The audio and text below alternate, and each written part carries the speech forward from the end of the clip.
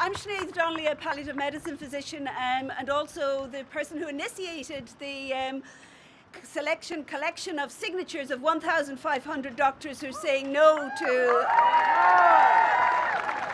I want to express great gratitude to those doctors for signing up to that letter, which has had a major impact and will continue to do so irrespective of the outcome of this vote this evening.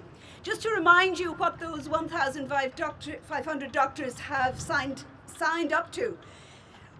We say that we believe that crossing the line to intentionally assist a person to die would fundamentally weaken the doctor-patient relationship, which is based on trust and respect. We are especially concerned with protecting vulnerable people who can feel they have become a burden to others, and we are committed to supporting those who find their own life situations a heavy burden. Doctors are not necessary in the regulation or practice of assisted suicide. They are included only to provide a cloak of medical legitimacy. Leave doctors to focus on saving lives and providing real care to the dying.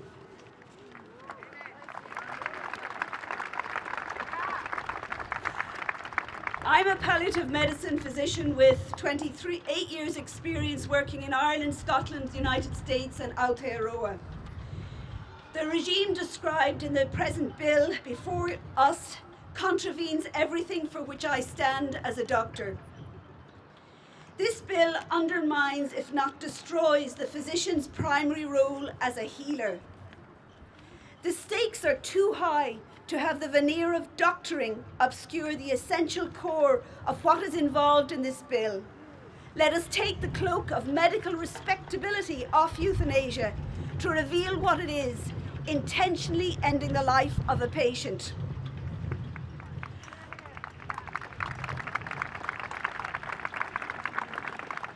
How can I impress upon you the vulnerability of people who are ill?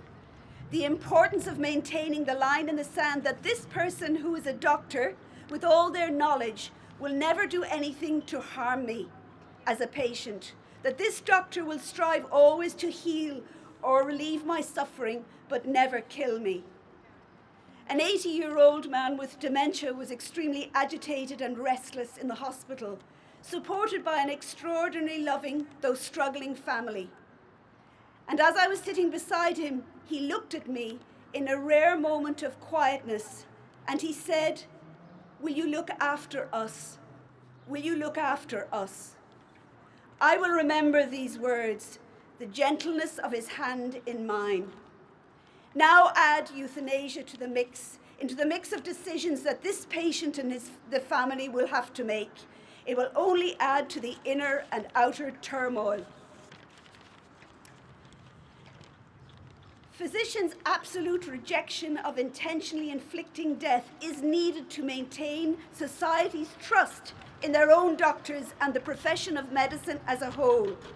Physicians and doctors need a clear line that powerfully manifests to them and their patients and society that we do not inflict death. Anything that blurs that line, which this bill does, damages that trust. Anything, including this bill, that will make physicians less sensitive to protecting and respecting life is unacceptable. Legalizing euthanasia does all of these. It's not where we start with euthanasia and this bill, but where a law change will take us that is the problem. In the real world, the world we live in, no law is ever as good as the words set out in a bill. All euthanasia laws contain within themselves the seeds of their own expansion, as in the bill before the MPs today. If suicide and premature death is all that we offer people, that's all they will take. The so-called right to die will all too easily become a duty to die for many people. So on behalf of the 1,500 doctors who are saying to the MPs that this bill is going to cause damage to society and in New Zealand, I thank you for being here.